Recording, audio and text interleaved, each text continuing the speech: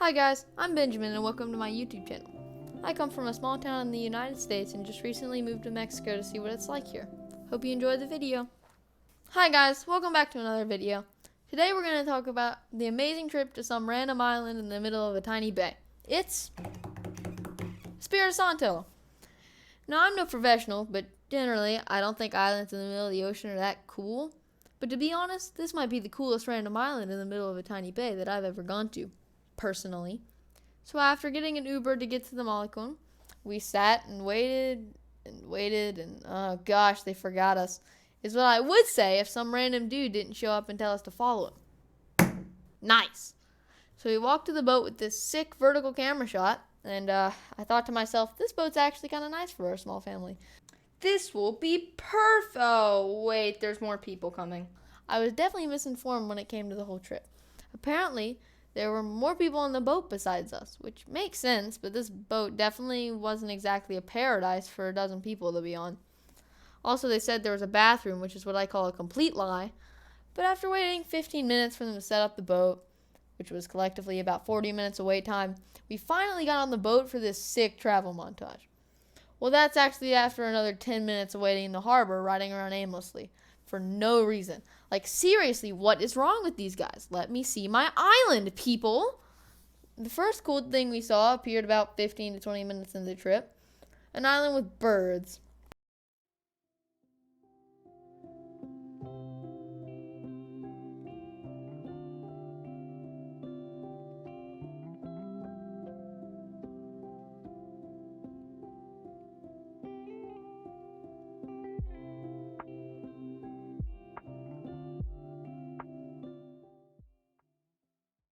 And that was pretty cool.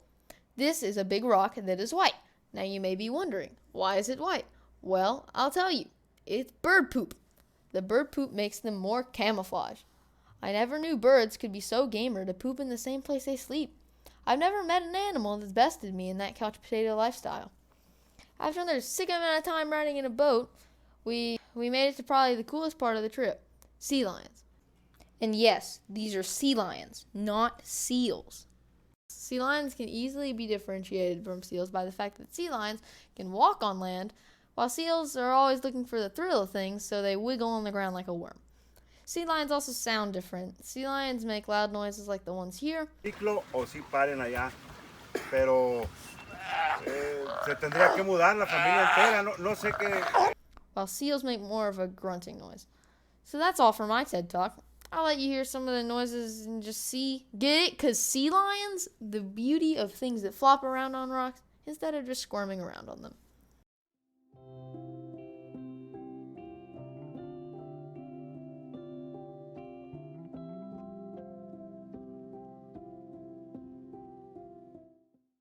Now, I would let you hear the noises, but like in the other clip, this dude decided to not be quiet and just let us hear the noises, so that's sad.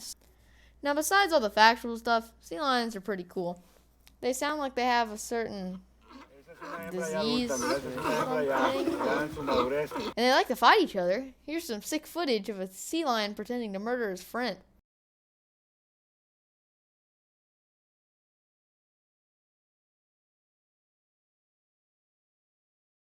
Ahí viene a marcar el perímetro donde ya nos acercamos demasiado. Ahorita va a salir por aquí. Beautiful.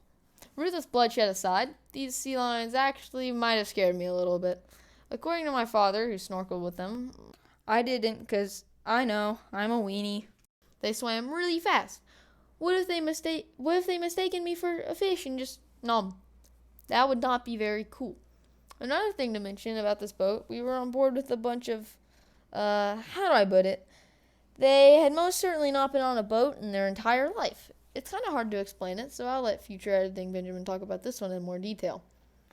Okay, so if these guys are over here and these guys are over here, obviously the boat's gonna turn like this.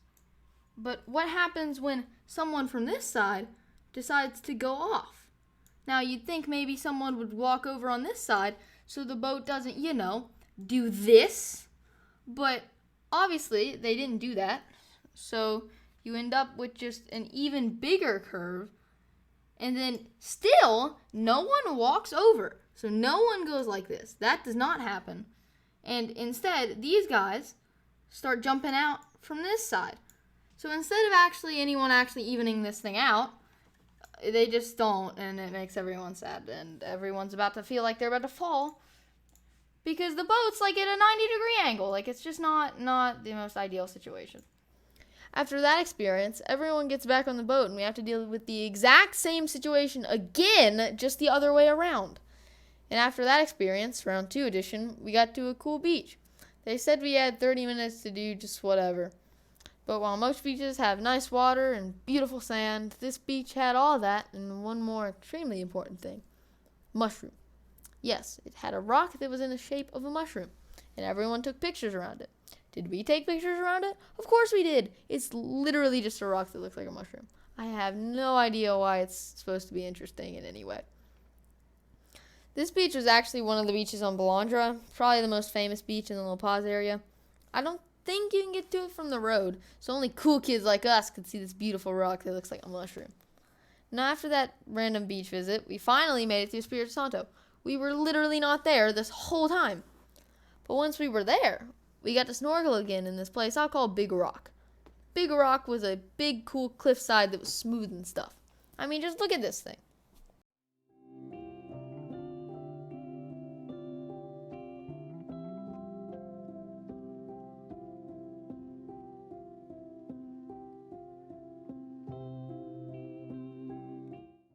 But yeah, this time I tried to get out of the water as fast as I can so I didn't have to deal with the boat shaking again. So I just kind of sat in the water with the life vest on. Also, it was like 10 feet deep, so I was like, man, wouldn't it stink if these life vests didn't work or something and I drowned? Yeah, that would be terrible. After another great time riding the boat, we made it to the last stop of the trip, a beach. This beach was actually really cool. It was similar to the first beach we went to, except without the cool mushroom. I still liked it a lot more because of how shallow it was. You could barely even swim in it because of how shallow it was. Also, some decently cool stuff actually happened on this beach. I chased some seagulls. Hello, ducks.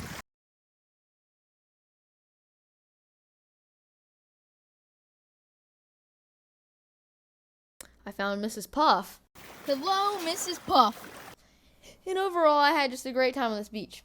That wasn't even the best part about the beach. The best part was certainly the food. I ate ceviche, which is raw fish. I'll give a brief food review for you. It was raw fish with a lot of vegetables and stuff. Surprisingly sweet, but it had too much cucumber for my liking. Apparently, the amount of acidity in ceviche cooks the fish, so you don't have to worry about diseases or anything. Overall, very good. Overall, I had a great time on this trip. The views were great. Espiritu Santo was a cool place, and the sea lions were some of the coolest things I've seen in a while. But certainly, this was not the end. In the distance, clouds rolled by, a little too dark, and then I remembered, that's the way we go back. Once again, not my smartest moment. We got on the boat, and I had to deal with the experience of my crewmates not knowing how boats work, despite getting on and off one at least 5 times by this point. And of course, we had a great chill trip going back home. Is what I would say if the trip wasn't horrible and rocky and bumpy, and I would show you the trip, but it was a little too wavy for me to feel comfortable holding a phone over the water. So instead, I would just play the most calm video I can find. So in yet another informative Khan Academy moment, I learned about the power of gravity, otherwise known as falling. So when we went to the island, the ocean was going like this way. So we were chill, and we could just go across like this. And what would happen was we'd just ride up on the waves and fall slightly and fall slightly. So basically you just get pushed up and then go back down. But imagine if the waves were going this way with us and this way, then we are moving faster than the waves. So we ride up on the waves and then we crash down, and then we do that every single time. So we were falling more often than a slinky falling down a staircase. I thought maybe, they would like slow down or something.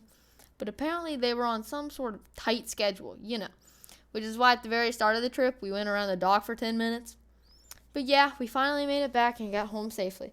So yeah, overall pretty cool trip. I hope you guys enjoyed the video. Make sure to like and subscribe because, hey, you don't want me to feel sad.